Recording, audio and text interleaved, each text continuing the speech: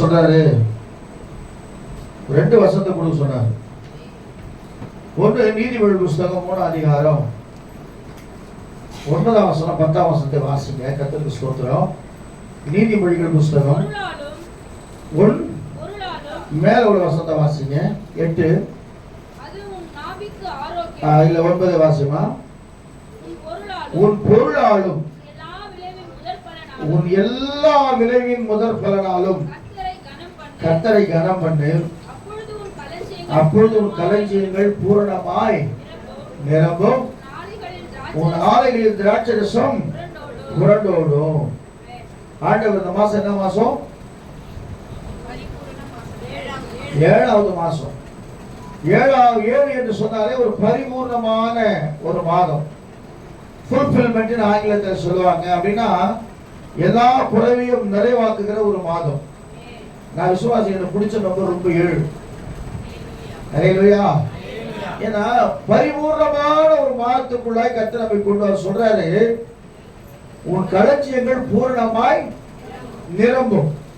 ஆகாய் 2:19 வாசிக்கும் போது, ஆகாய் 2:19, ஆகாய் தீர்க்கதரிசன புஸ்தகம் 2 அதிகாரம் 19ஆம் வசனத்தை வாசிக்கும் போது, களஞ்சியத்தில் இன்னும் விதை தானியம் உண்டோ, திராட்சை செடியும் அத்தி மரமும் மாதுளை செடியும் ஒலிவ மரமும் கனி கொடுக்கவில்லையே, நான் இன்று முதல் உங்களை ஆசீர்வதிப்பேன் என்று அல்லேலூயா சொல்லுவோமா? களஞ்சியம் என்று சொன்னால் நம்ம பொருட்களை சேர்த்து வைக்கிற இடம், தானியங்களை சேர்த்து வைக்கிற இடம். யோசேப்பு சொல்றான் ஆதியாகமத்தின் புஸ்தகத்துல, அந்த 7 வருஷம் பஞ்சகாலம் வருகிற நேரத்துக்கு முன்பாகவே நல்ல விளைச்சல், அந்த விளைச்சல் எல்லாம் ஒரு இடத்துல கட்டி வைத்தானுங்குது. அவ கட்டி வைக்கிற இடம், சேர்த்து வைக்கிற இடம், அந்த களஞ்சியம் இப்ப காலியா இருக்குது. அந்த காலியான அந்த களஞ்சியத்தை கர்த்தர் நிரப்ப போறார். அல்லேலூயா சொல்லுவோமா? களஞ்சியத்தை இன்னும் விதை தானியம் விதைக்கிற அளவு கூட விதை தானியம் கூட இல்லை. திரும்ப எடுத்து விதைக்கணும்னு சொன்னா விதை வேணும். அப்படித்தானே? விவசாயிங்க பாத்தீங்கன்னா எல்லா நெல்லும் வித்துட மாட்டாங்க. கவனிச்சிருக்கீங்களா? கொஞ்சம் விதை தானியத்தை எடுத்து வைப்பாங்க. ஏன் தெரியுங்களா? அதை விதைக்கும் போது தான் அது திரும்ப என்ன செய்யும்? பயிராகும். அப்போ களஞ்சியத்துல கூட விதை தானியம் இல்ல. நீங்க வச்ச அத்தி மரமும் ஒலிவ மரமும் பலன் கொடுக்கல. ஆனாலும் அவர் சொல்றாரு, கர்த்தருக்கு ஸ்தோத்திரம், நான் இன்று முதல் உங்களை ஆசீர்வதிப்பேன். அப்ப களஞ்சியம் சேர்த்து வைக்கிற இடம் காலியா இருக்குது. லூக்கா சுவிசேஷம் 3 அதிகாரம் 17ஆம் வசனத்துல ஆண்டவராகிய இயேசு கிறிஸ்து சொல்லும்போது சொல்றாரு, வாசிங்க. லூக்கா 3:17 வாசிக்கும் போது கேக்குறோம். லூக்கா 3:17, தூற்றுக்கூடை அவர் கையில் இருக்கிறது, நன்றாய் விலக்கி கோதுமை தமது களஞ்சியத்தில் சேர்ப்பார், சுட்டெரிப்பார் என்றார். அதே 12ஆம் அதிகாரம் 18ஆம் வசனத்தை வாசிக்கும் போது, களஞ்சியம் என்று சொன்னால சேர்த்து வைக்கிற இடம் காலியா இருக்குது. அப்போ உங்க இருதயம் எப்படின்னு சொன்னா இப்ப காலியா இருக்குது. எதுவுமே நீங்க சேர்த்து வைக்கல. வசனத்தை சேர்த்து வைத்துக் கொண்டே இருக்கும் பொழுதுதான் அது பூர்ணமா சொல்றாரு. அப்பொழுது உன் களஞ்சியங்கள் சொன்னா எப்பொழுது என்று சொன்னால் 1ஆவது வசனத்துல வாசிக்குமா, உன் முதற் பலனாலும் நீதிமொழிகள் வந்துருங்க 9 3ஆம் அதிகாரம் 9-10, பொருளாலும் எல்லா விளைவின் முதற் பலனாலும். அப்ப என்ன அர்த்தம்? முதல்ல நீங்க கர்த்தரை கனம் பண்ணும் பொழுதுதான் உன் களஞ்சியங்கள் பூர்ணமாய் நிரம்பும் என்று கர்த்தர் சொல்லுகிறார். ஆண்டவரை கனம் பண்ணும். ஆண்டவரை கனம் பண்ணாத பட்சத்துல ஆண்டவர் சொல்ற, என்னை கனம் பண்ணுவேன், நான் கனம் பண்ணுவேன். இல்லையா சொல்லுவோமா?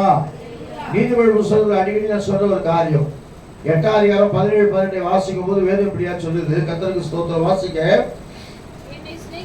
என்னை சிநேகிக்கிறேன், நான் என்ன செய்றேன்? சிநேகிக்கிறேன். அதிகாலையில் என்னை தேடுகிறவன் என்னை, இதான சத்தியம். அப்புறம் ஐஸ்வர்யமும் கனமும் நிலையான பொருளும் நீதியும் இடத்துல உண்டு. நல்லது. சுத்த வெள்ளியை பார்க்கிலும்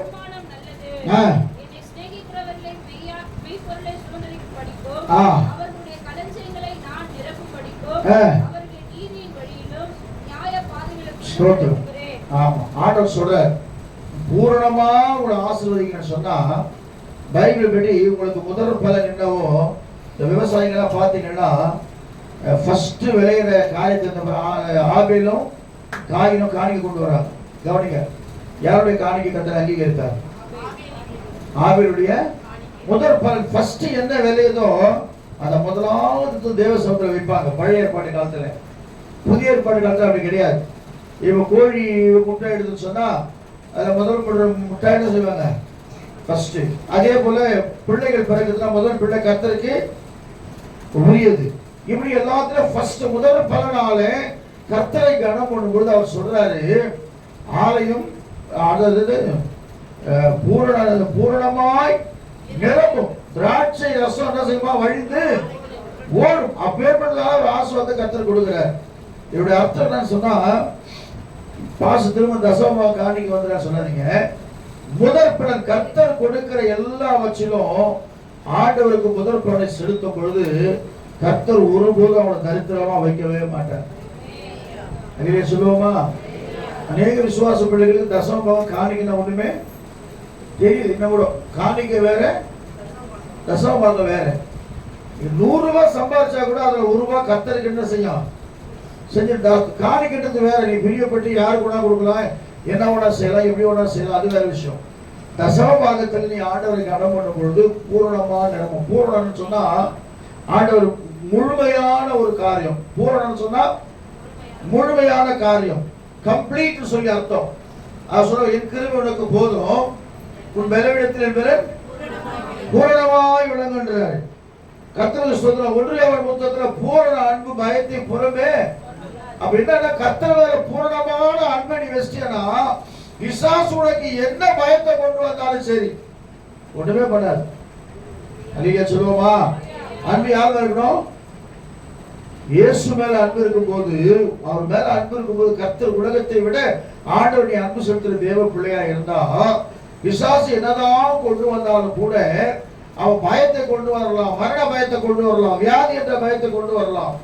சமீபத்தில் ஒரு பாஸ்டர் பேசிட்டு சொன்னார், ஐயா இவ்வளோ சம்பாதிக்கிறாங்க, கோடி கோடியா சம்பாதிக்கிறாங்க, எல்லாம் பண்றாங்க. அவர் டாடா பத்தி பேசினார். டாடாக்கு இவ்வளவு கோடி கோடியா சொத்து இருந்துச்சு, ஆனா எல்லா சொத்தையும் அவர் என்ன பண்ணார் தெரியுமா? அனாத பிள்ளைகளுக்கு, ஏழை பிள்ளைகளுக்கு அதெல்லாம் எழுதி தன் வருமானத்தில் இவ்வளவு காரியம் அவங்களுக்கு எல்லாம் போகணும்னு சொல்லிட்டு எல்லாத்தையும் எழுதி வச்சுட்டு கடைசியில ஒரு சின்ன வீட்டுல எளிமையா வாழ்ந்தாரையா அப்படின்னு சொல்லிட்டு திடீர்னு மரணம் வந்தா என்னையா பண்றது? அப்போ நல்லா கவனிங்க தேவ பிள்ளைய, பூரணமாய் விளங்கும். அப்ப ஆண்டவர் நம்ம கனப்படுகிற தேவ பிள்ளையா இருக்கணுமா? முதல் வசனம் நான் சொல்றது ஆதி யாத்திராகம் 20 உன் தகப்பனும் தாயும் கனம் பண்ணுவாயாக. உபாகமத்தில் 5:16 தான் சொல்லுது. எபேசியர் 6:3 தான் சொல்லுது. உன் தாயும் தகப்பனையும் எப்படி கனம் பண்றியோ அதே போல தேவனை கனம் பண்ணுகிற பிள்ளைகளாய் கர்த்தர் மாற்றுகிறார். இல்லையே சொல்லுமா? எந்த அளவுக்கு கர்த்தரை கனம் பண்றியோ, உண்மையிலே கனம் பண்ணுறதுன்னு அர்த்தம். ஒருத்தர் மேல மதிப்பு இருந்தா நம்ம என்ன செய்வோம்?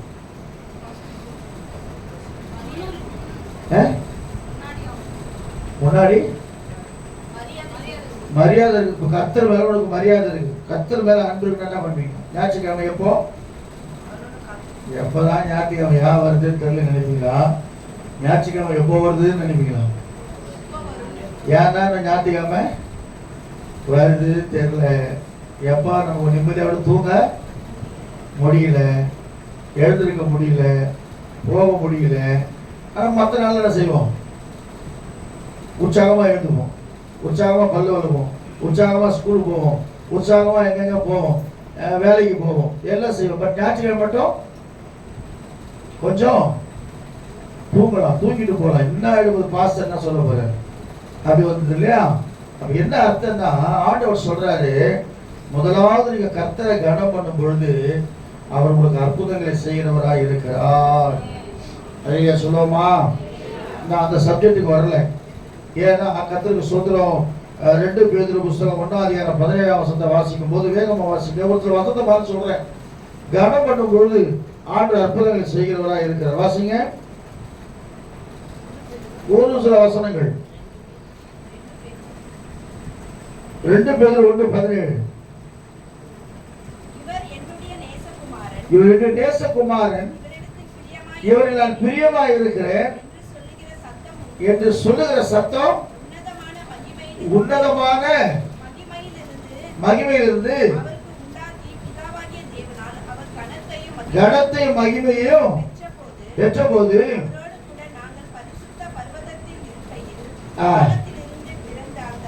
போதும். மலை மேல நிக்கிறாங்க. மலை மேல நிற்கும் போது ஒரு மேகம் நிழலிலிருந்து இயேசு அப்படியே மாறுறார். மாறும்போது பேதுரு எல்லாம் பார்த்து கொண்டே இருக்கிறாங்க. இவருடைய நேசகுமாரன், இவரில் நான் பிரியமாய் இருக்கிறேன், இவருக்கு செவி கொடுங்கள் சொல்லி ஒரு சத்தத்தை கேட்கிறாங்க. நேச்சுரலா கேட்கிறாங்க, அப்படியே கேட்கிறாங்க. அதான் பேதுரு எழுதும்போது சரி, யோவான் எழுதும்போது சரி தைரியமா சொல்லுவாங்க, கண்ணார கண்டதும் காதால கேட்டதும் எங்கள் கைகளாலே தொட்டதை குறித்து ஜீவ வார்த்தை குறித்து நாங்கள் பேசுகிறோம். நேருக்கு நேர் பார்த்தவங்க அற்புதத்தை, இயேசு செய்கிற அற்புதத்தை நேரடியா பார்த்த அவங்க சொல்றாங்க. அதான் அப்போஸ்தலனாகிய கர்த்தருக்கு ஸ்தோத்திரம்.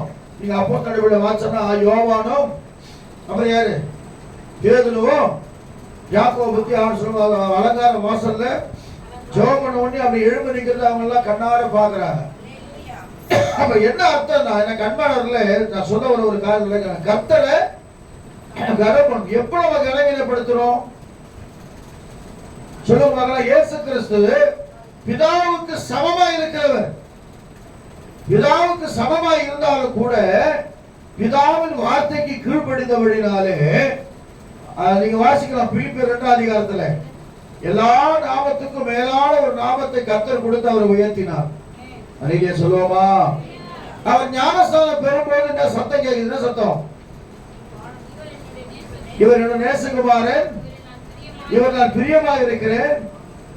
அப்படி எத்தனையோ நான் சொல்லியாச்சு. ஞானஸ்தானம் எடுக்காத தயவு சொல்லி அப்ப உங்களை பிரியமா இருப்பாரா? அல்லேலூயா. ஞானஸ்தானம் எடுக்காதவங்கள பிரியமா இருப்பாரா? இயேசு கிறிஸ்து வரும்போது நீங்க என்ன செய்வீங்க? கைவிடப்படுவீங்க. ஒரு ஜலத்தினாலும் ஆவினாலும் பிறவாவிட்டால் தேவ ராஜ்யத்தில் பிரவேசிக்கவே முடியாது. இயேசுவோட வருகை எப்பன்னு தெரியாது. அல்லேலூயா சொல்லுவோமா? அப்ப நம்ம கனவீனப்படுத்துகிறோம் ஆண்டவரை. ஆனா சொல்றோம், நான் ஆண்டவரை கனப்படுத்துறேன், கர்த்தர் உள்ள இருக்கிறாரு, கர்த்தர் எனக்குள்ள இருக்கிறாரு, கர்த்தர் என்னோட பேசி கொண்டிருக்கிறாரு, நம்ம எல்லாமே சொல்றோம். ஆனா கர்த்தருடைய வார்த்தைக்கு, பிதாவுடைய வார்த்தைக்கு இயேசு கிறிஸ்து செவி கொடுத்தார் சொல்லி வேதத்துல வாசிக்கிறோம். 2வது வேதம் சொல்கிறது, யாத்திராகம புஸ்தகம் 20 அதிகாரத்துல வாசிங்க. 2வது வசனத்தை வாசிங்க, 3வது வசனத்தை வாசிங்க. யாத்திராகம 20 அதிகாரம் சீக்கிரம் வாசிங்க. உன்னை அடிமைத்தன வீடாகிய எகிப்து தேசத்திலிருந்து புறப்பட பண்ணின உன் தேவனாகிய கர்த்தர் நானே. என்னை என்று உனக்கு வேறு தேவர்கள் உண்டாயிருக்க வேண்டாம். மேலே வானத்திலும் கீழே பூமியிலும் பூமியின் கீழ் தண்ணீரிலும் உண்டாயிருக்க ஒப்பான ஒரு சொர்பத்தையும் ஒரு யாதொரு விக்கிரகத்தையும் நீ உனக்கு உண்டாக்க வேண்டாம். அவரை நமஸ்கரிக்க வேண்டாம். வேண்டாம். உன் தேவனாகிய கர்த்தர் யாரு? எரிச்சலுள்ள தேவன். போதும். கலிலே சொல்லுவோமா? யாருக்கு அவரு? ஆமா, படைத்தவரை வணங்காம படைப்புகளை வணங்கி கொண்டிருக்கிறோம். கலிலே சொல்லுவோமா? என்ன திடீர்னு கேட்டேன், நான் குமார்ட்ட கேட்ட 2 வார்த்தை கேட்ட காலையில. என்ன ஒயின் ஷாப்ல பார்த்தேன்னா நினைப்பேன், சில்லறை மாத்த போறேன், என்னை பார்த்தேன்னா நினைப்பேன், அப்படி சொல்றேன். சரி, மாதா கோயில் நான் போய் அசிஸ்ட் மரியாதை எனக்காக வேண்டிக் கொண்டு பார்த்தா நினைப்பேன், பேசுறேன், என்ன அப்படி பேசுறேன் அப்படின்னு சொன்ன உடனே அப்ப நான் போனா தப்பா ரைட்டா? அப்போஸ்தலர் நடவடிக்கைகள் 1ஆம் அதிகாரத்துல போடப்பட்டிருக்குது. மரியாள் இயேசுவின் தாயாகிய மரியாளும் பரிசுத்த ஆவியை பெறுவதற்காக காத்திருந்தாங்க. அல்லேலூயா. சத்தியத்தை அறிந்த பெந்தகோஸ்தே விசுவாச பிள்ளைகளே, கர்த்தர் உங்களோடு பேசிக் கொண்டிருக்கிறார். கனவீனப்படுத்தாதீங்க ஆண்டவரே. ஒரே தேவன் இயேசு கிறிஸ்து. 1 கொரிந்தியர் எழுதுகிறது, வானத்திலே பூமியிலே எத்தனையோ கர்த்தாக்கள் இருக்கிறாங்க, ஒரே கர்த்தராகிய இயேசு கிறிஸ்து மட்டும்தான் இருக்கிறார். ஒரே பிதாவாகிய தேவன் தான், ஒரே பரிசுத்த ஆவியானவர் தான். மூணு ஒண்ணா இருக்குது.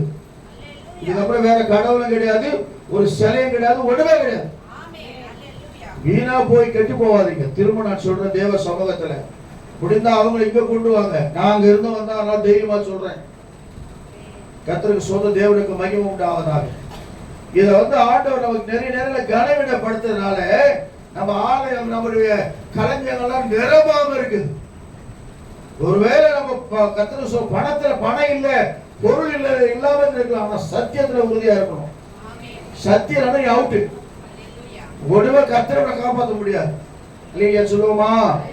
அல்லேலூயா சொல்லுவோமா? ஆமா. காலத்தை நேரத்தை வீணா விடாதீங்க. நிருபங்களை படிங்க. முதல்ல பவுல் அப்போஸ்தலர் நிருபத்தை முதல்ல படிச்சீங்கன்னா தெளிவாயிடுவீங்க. அந்த நிருபத்துல அவர் என்னென்ன எழுதி இருக்கிறார், என்னென்ன காரியங்களை பண்ணிருக்கிறார். பவுலை போல ஒரு வைராக்கியமான ஆள் இல்லவே இல்ல. அந்த பவுலே சொல்ல, நீ துன்பப்படுத்துகிற இயேசு வேற யாருன்னா கேட்டா சத்தத்தை? அந்த வெளிச்சம் வேற யாருன்னா பார்த்தாங்களா?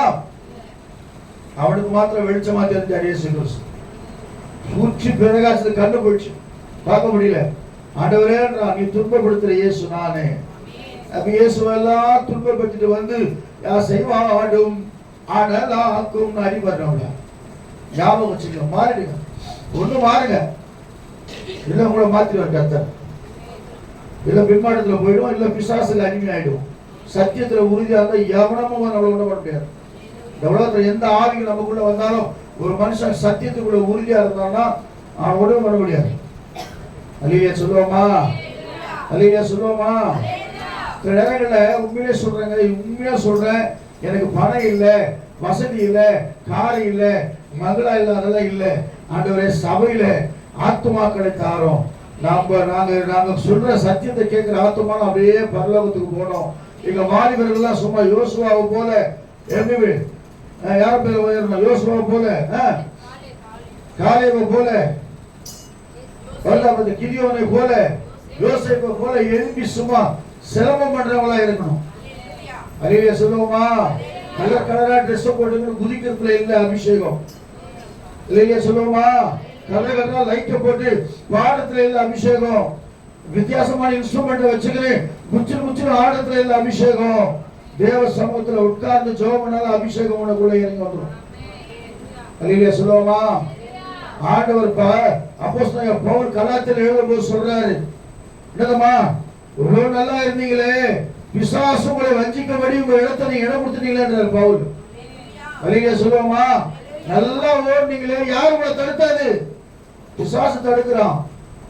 மனுஷனை பிரியப்படுத்தினா நீ தேவனுடைய ஊழியக்காரன். இது பைபிள்ல. உங்களை நான் பிரியப்படுத்தினா நான் தேவனுடைய ஊழியக்காரன் கிடையாது. சத்தியத்தை சத்தியமா சொல்றேன், திரும்ப சொல்றேன். ஆண்டவரை கனம் பண்ணும் பொழுது உங்கள் பூரணமா உங்க களஞ்ச நிரம்பும். நிரப்புவாரம். அவர் நிரப்புகிற தேவன். கர்த்தருக்கு காற்றை காண மாட்டீர்கள், மழையை காண மாட்டீர்கள், ஆனாலும் உங்க வாய்க்கால்கள் எல்லாம் நிரப்பப்படும் சொல்லி ஆண்டவர் சொல்றார். அல்லேலூயா சொல்லுவோமா? 3 காரியத்துல கர்த்தர் 5 காரியத்துல கர்த்தர் நிரப்ப போறார். முதல் காரியம் யாத்ரா புஸ்தகம் 28 அதிகாரத்துல 28 அதிகாரத்துல 3ஆம் வசனம் வாசிங்க.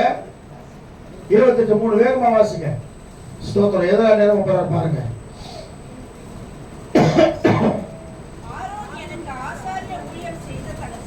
ஆரோனுக்கு ஆசாரிய செய்யத்தக்கதாக பரிசுத்தப்படுத்தும்படி ஞானத்தின் ஆவியால் நிரப்பின. ஆமென். அல்லேலூயா சொல்லுவோமா? பெசலேயேல் ஒருத்தன் இருக்கிறான். அவனை கூப்பிட்டு ஆண்டவர் சொல்றார், ஞானத்தின் ஆவினால நமக்கு ஞானம் இருக்கணுங்க. அல்லேலூயா சொல்லுவோமா? இப்ப நான் சொல்றேன், வாங்க சர்ச்சை முடிச்சிட்ட பிறகு போயிட்டு ஆளுக்கு ஒரு மீன் சாப்பிட்டு வரலாம், என்ன பண்ணுவீங்க? எங்க அறிவு இல்லை, உங்களுக்கு கேட்க மாட்டீங்களா?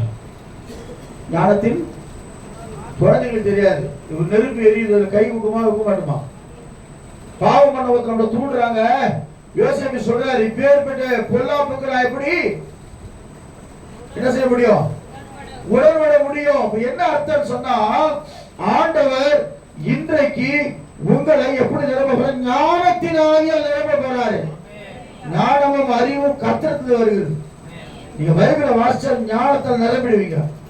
உண்மையா சொல்ற, ஒருவேளை ஏழையா இருக்கலாம், ஆனா ஆண்டுடைய வசனம் உனக்குள்ள நிரம்பி இருந்தா உன்னை கண்டு பிசாசு பயப்படுவான், உன்னை கண்டு உலகம் பயப்படும், உன்னை கண்டு சத்ரு பயப்படுவான். உன்னை ஒருவேளை கர்த்தர் கைவிடவே மாட்டான். எத்தனையோ பரிசுத்தவான்கள் பெரிய பெரிய சபை வைத்துக் கொண்டு போய் கேட்டு பாருங்க. ஆரம்பத்தில் தரித்திரத்தில் இருந்தவங்க, சாப்பாட்டுக்கே வழி இல்லாதவங்க, ஆனா வைராக்கியமா கர்த்தருடைய வார்த்தைகளை பிரசங்கித்ததால இன்னைக்கு அவங்க பிள்ளைங்க ஊழியம் செய்து கொண்டிருக்கிறாங்க. அல்லேலூயா சொல்லுவோமா? அப்போ முதல்ல கர்த்தருடைய பெசலைகளை போல ஆசரிப்பு கூடாரத்தை கட்டுவதற்கு ஞானத்தாரோட நிரப்ப போறாரு. இரண்டாவது ஆண்டவர் சொல்றாரு, ஒன்று ராஜாக்கள் புஸ்தகத்தமான யோபு புஸ்தகம் 8ஆம் அதிகாரம் 21ஆம் வசனத்தை வாசிங்க. சீக்கிரம் வாசிங்க. யோபு 8:21 வாசிங்க. நகைப்பினாலும் கம்பீரத்தினாலும் அல்லேலூயா அல்லேலூயா. யோபு வேதனைப்பட்டான், போராட்டம், பிரச்சனை, பாடு, உபத்திரவம். ஆனா இன்னைக்கு சொல்றாரு, உங்கள் உதடுகளை கம்பீரத்தால் நிரப்ப போறாரு. உங்க உதடுகளை கர்த்தருக்கு ஸ்தோத்திரம், அப்படியே கம்பீரமா இருக்க பாருங்க. கம்பீரமான சத்தம் வாயில புறப்பட போகிறது. எவ்வளவு சோதனை வந்தாலும் கர்த்தருக்காக வைராக்கியமா கர்த்தரை துதிக்கிற தேவ பிள்ளையா கர்த்தர் மாற்ற போறார். திரும்ப வசனம் வாசிங்க. நகைப்பினானது நகைப்பினா சிரிச்சுக்கிட்டே இருக்க போறீங்க அப்படின்னா, ஒருவேளை கஷ்டத்தால வேதனைப்பட்டிருக்கலாம். சில பேர் நான் பார்ப்பேன் தேவ சமூகத்துல ஒரு மாதிரியா இருப்பாங்க. உலகா சிரிப்பு காட்டு கிச்சு கிச்சு போனோட திரிக்க மாட்டாங்க. இப்ப சிரிக்க போறீங்க, உங்க மகன சிரிப்பா இருக்க போகுது. அல்லேலூயா. சிரிப்பான ஒரு தப்பா அடிக்காதீங்க. எல்லாம் உங்க மகத்தை பார்க்கும்போது சிரிப்பா இருக்க போகுது. அல்லேலூயா சொல்லுவோமா? உங்க வாய் திறக்கும் கம்பீரத்தால் நிரப்ப போகிறது. மூன்றாவது ஆண்டவர் சொல்ற, வாயை விரிவற்ற நான் அதை எப்படி எப்ப எதுக்கு திறக்கணும்?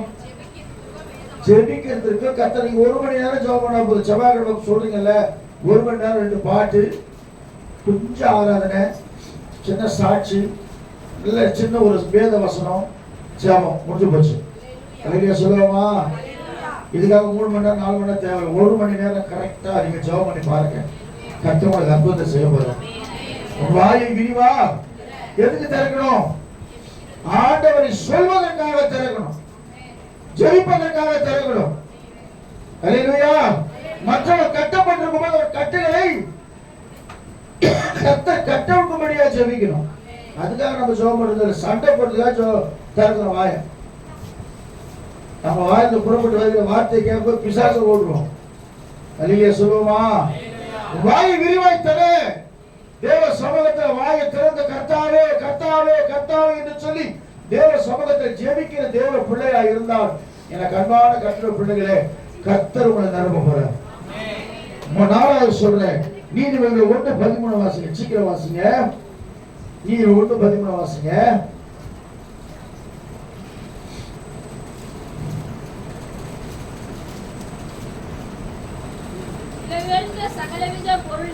பொருள்களையும் கண்டடைவோம்.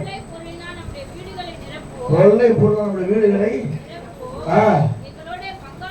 போதும். கர்த்தருக்கு ஸ்தோத்திரம். ஆண்டவர் நிரப்புகிற தேவனுங்க, அவர் ஆசீர்வதிக்கிற தேவன். முதலாவது கர்த்தரை கனம் பண்ணுங்க. யாரெல்லாம் கனம் பண்ண போறீங்க? இயேசுவை பாடினாங்களே, இயேசுவை போல அழகுள்ளோர் பாடினாங்க சிஸ்டர். அவரை விட ஒரு தெய்வம் இந்த உலகத்தில் இல்லைங்க. உண்மையிலே சொன்ன, இயேசுவை போல ஒரு கடவுள் இந்த உலகத்தில் இல்லை, இயேசுவை போல ஒரு நண்பன் இந்த உலகத்தில் இல்லை. அதெல்லாம் விட்டு விட்டு கர்த்தருக்கு ஸ்தோத்திரம். நாம வேற யாரையுமே சிந்தையில கொண்டு வரக்கூடாது. நீ இயேசுவை நோக்கி கூப்பிடும் போது, ஆபத்து காலத்தில் நோக்கி நான் உன்னை விடுவிப்பேன், நீ என்னை மகிமைப்படுத்துவார். என்னை நோக்கி கூப்பிடு, நீ அறியாத உனக்கு எட்டாதமான பெரிய காரியத்தை நான் உனக்கு அறிவிப்பேன். நீ என்னை மறவ, நான் உன்னை மறப்பதில்லை. இந்த வாக்குத்தத்தம் எந்த கடவுளுக்கு கொடுக்க முடியும்? அல்லேலூயா சொல்லுவோமா? இன்னைக்கு உண்மையிலே சொல்றேன், உன்னை கர்த்தர் நிரப்ப போறாரு. இரண்டாவது ஆண்டவர் சொன்னாரு, யோவான் 16:20, எல்லாருக்கும் தெரியும், சீக்கிரம் வாசிங்க. யோவான் 16:20. கர்த்தருக்கு ஸ்தோத்திரம். நான் முடிச்சிடறேன். யோவான் 16:20.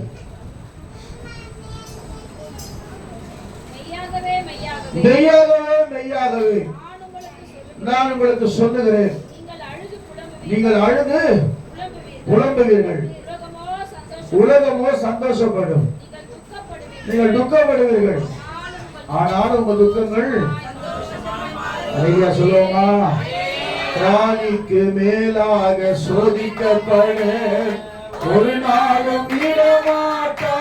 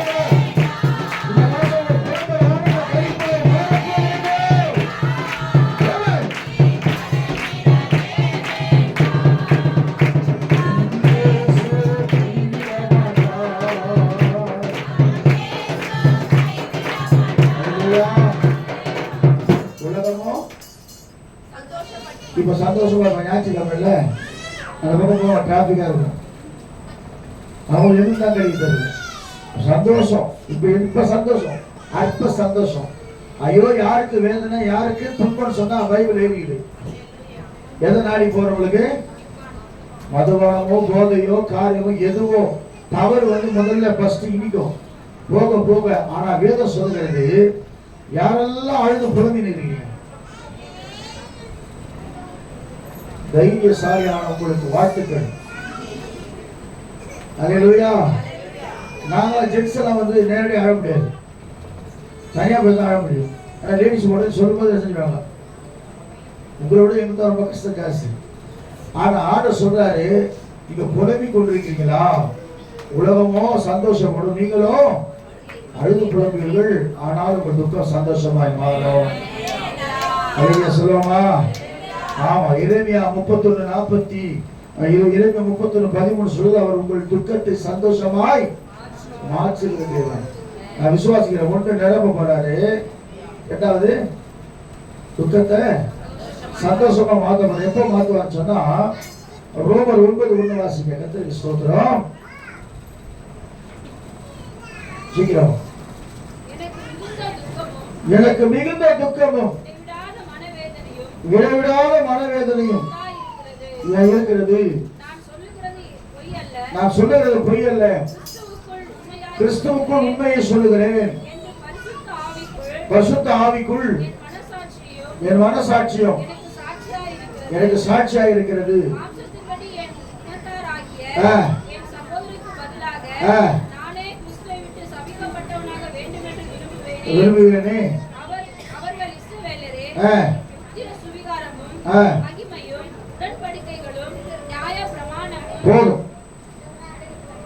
ஆண்டவர் எல்லா பவுல் சொல்றாரு, இஸ்ரவேலுக்காக ரொம்ப வைராக்கியம் வந்தார். ஆண்டவர் அப்படிதான் இஸ்ரவேலுக்காக தான் வந்தார், யூதருக்காக தான் கர்த்தர் வந்தார். ஆனா புறஜாதிகள் நம்மேல் இரக்கமுள்ள தேவனாய் மாறினார். அறிக்கை சொல்லுவோமா? யாரெல்லாம் துக்கமா இருந்தாங்க தெரியுமா? நெகேமியா துக்கமா இருந்தார். எதுக்கு துக்கமா இருந்தாரு? அலங்கம் இடிக்கப்பட்டது. ராஜா கேட்கிறான், ஏப்பா உங்க முகம் டல்லா இருக்குது? இல்ல எஜமானே, என்னோட தேசத்துல என் அலங்கமெல்லாம் இடிக்கப்பட்டு கிடக்குது. என்னைக்காவது நீங்க உணர்ந்திருக்கீங்களா? என் ஜப வாழ்க்கையெல்லாம் இடிக்கப்பட்டிருக்குது, என் பரிசுத்த வாழ்க்கையெல்லாம் இடிக்கப்பட்டிருக்கிறது, என் வேத வாசிப்பெல்லாம் இடிக்கப்பட்டு போய்கிட்டு இருக்குது. நான் முதல்ல ஆண்டவருக்குள்ள இருந்த அந்த ஐக்கியம் இடிக்கப்பட்டிருக்குதுன்னு யாராவது ஃபீல் பண்ணிருக்கீங்களா? கர்த்தர் கூட பேசி கொண்டிருக்கிறார். ஒருவேளை இடிக்கப்பட்டிருந்தா இன்னைக்கு ஆண்டவர் ஒப்புரவாங்க உங்களை திருப்பி எழுப்பி கிட்ட போறாரு. சக்கரை நீங்க சூப்பரா ஆட போறீங்க. ரெண்டாவது பாருங்க, எப்பவுமே ஒருத்தர் அடிபட்டு ஒருத்தர் எழுப்பு வந்தான்னா அவனுக்கு தெரியும் எது ஏன் அடிபட்டேன்னு சொல்லி. ஆனா ரெண்டாவது எழுத்தும் போது ஆண்டு வல்லமையா பயன்படுத்துவாங்க. வெளியில சொல்லுவோமா? நான் சொல்றேன், எருசலேமின் அலங்கங்கள் இடிக்கப்பட்டு போயிருக்கு. அதான் அவனுக்கு துக்கம். வேற பண காசு அதெல்லாம் துக்கம் இல்லை. அவனுக்கு துக்கம் எது? நான் இங்க வேலை செய்து கொண்டிருக்கிறேன், எங்கோ இருக்கிற என் தேசம் இடிக்கப்பட்டிருக்கிறது. அலிய சொல்லுவோமா? அலிய சொல்லுவோமா? நீங்க சுவிசேஷம் சொல்ல முடியல, யூடியூப்ல பாருங்க, சுவிசேஷம் சொல்ல முடியாத அளவுக்கு நம்முடைய வாசல்கள் அடைபட்டு கொண்டிருக்கிறது. ஆனா கிருபையின் வாசல் இன்னும் அடைபடவில்லை. அலிய சொல்லுவோமா? இரண்டாவது, ஆனா வேதம் சொல்லுகிறது, ஆளே நெகேமியா அலங்கல கட்டினானா கட்டலையா? கட்டும்போது கிண்டல் பண்ணாங்க சில பேர். நீ கூட அப்படிதான் கிறிஸ்துவுக்குள்ள வரும்போது, பைபிளை படிக்கும் போது, ஜெபிக்கும் போது, முந்திரி பட்டியா நீங்க பாடும் போது சில பேர் சொல்ல பாட்டு பாடுங்கன்னு சொன்னா, ஜெபம் பண்ண சொன்னா, இப்ப நான் சொல்றேன், எல்லாம் கண்களை மூடி இப்பொழுது ஆவியினால் ஏவப்பட்ட ஒருவர் ஜெபிப்போம் சொன்னா ஜெபிக்கிற அதான் ஜெபம் பண்ண மத்தவங்களும் அது எந்த ஆவியில் ஏவப்படுறது தெரியல. முடிச்சு பார்த்துருங்க. இவன் ஜெபம் பண்ணானா அவன் ஜெபம் பண்ணானா? இல்ல, நான் ஜெபம் பண்ணுவேன் முதல்ல. அல்லேலூயா சொல்லுவோமா? இதனால என்ன ஆகும்னா, புதிய ஆத்மாவனா என்ன ஆயிடும்? ஒரு பழமொழி சொல்லுவாங்க, மேயிற அந்த கதை ஆயிடும். பண்றவங்க கூட என்ன பண்ணுவோம், நாங்களும் ஜெபம் பண்றோம் அப்படிதான் பாசிட்டிவ் ஜெபம் பண்ணிடுவோம். அவரு எல்லாத்தையும் பார்க்கணும், அமைதியா போவோம், அமைதியா வரும், நேரத்தை பார்ப்போம். சரியான நேரத்துக்கு பாஸ் விடுறாரா? உள்ளனா வாங்க திட்டி கிடப்பாங்க. அல்லேலூயா சொல்லுவோமா? இன்னைக்கு நான் சொல்றேன், கர்த்தருக்கு ஸ்தோத்திரம். ஒரு துக்கம் உங்களுக்குள்ள உண்டாகட்டும். ஆண்டவரே, அழிந்து கொண்டிருக்கிற ஆத்துமாக்களுக்காக நான் ஜெபிக்க போகிறேன். அல்லேலூயா சொல்லுவோமா? ரெண்டாவது, யோபுடைய துக்கத்தை கர்த்தர் மாத்தினாரா இல்லையா? யோபு 2:13 வாசிங்க. யோபு 2:13 சீக்கிரம் வாசிங்க. யோபு 2:13.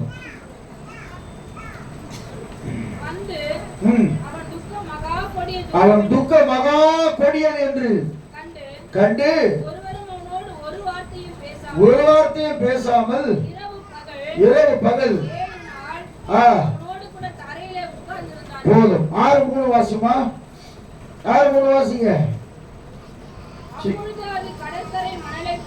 கடற்கரை மணலை பார்க்கிறோம், பாரமாய் இருக்கிறது, சொல்லி முடியாது. 14:22 வாசிங்க. 14:22 வாசிங்க.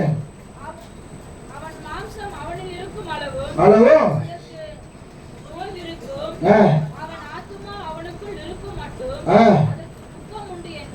ஆமென். சங்கீதக்காரர் சொல்றார், 31 சங்கீதம் 9 வசனத்தை வாசிங்க. சீக்கிரம் வாசிக்கிற மட்டும் வாசிக்க, நீங்களே எடுத்து பைபிளை பட்டுங்கள. போன வாரத்துக்கு முதல்ல வர 2 பைபிள் யாரை விட்டு போயிட்டீங்க. கர்த்தாவே உம்மை நம்பி இருக்கிறேன், நான் ஒரு காலம் வெட்கப்படாதபடிக்கு செய்யும்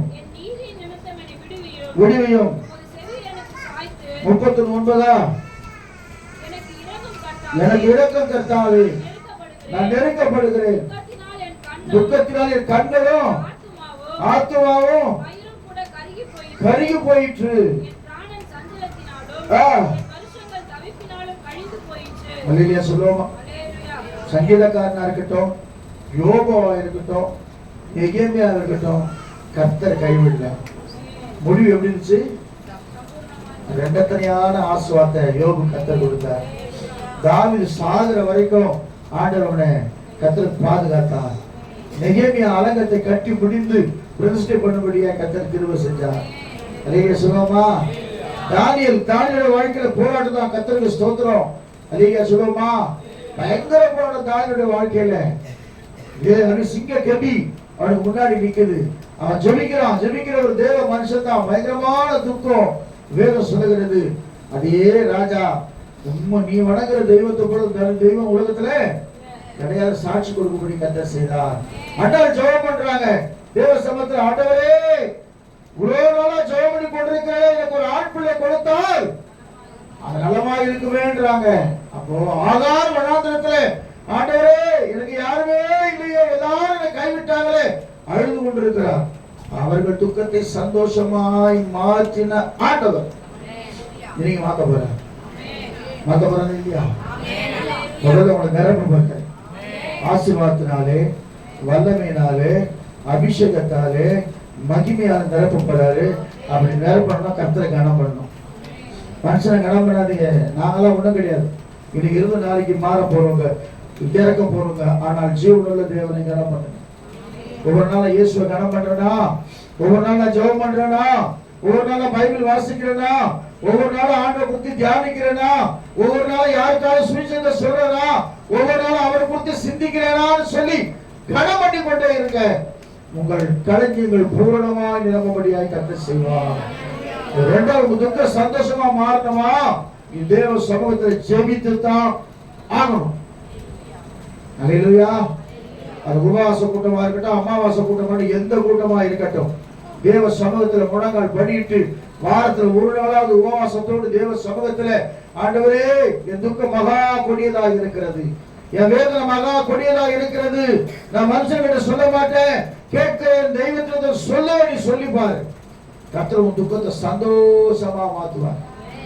சூரியன் அஸ்தமிப்பதில்லை, சந்திரனின் மறைவதில்லை, கர்த்தரே உனக்கு நித்திய வெளிச்சமாக இருப்பார். துக்க நாட்கள் முடிந்து போகும். நீங்க சொல்லுவோமா? நீங்க சொல்லுவோமா? அப்ப பாதத்தில் அமர்வீங்களா? ரெண்டு வரி பாடும். அந்நாளில் தம் பாதம் அமர்ந்த நாளின் ஜெபம் கேட்டார்.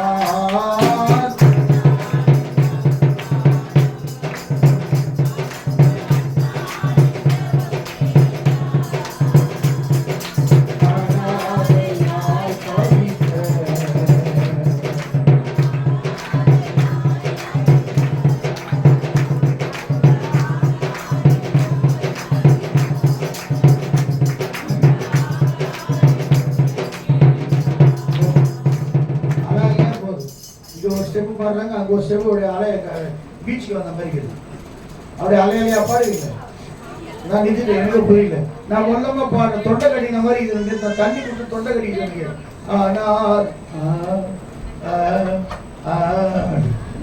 ஏசப்பா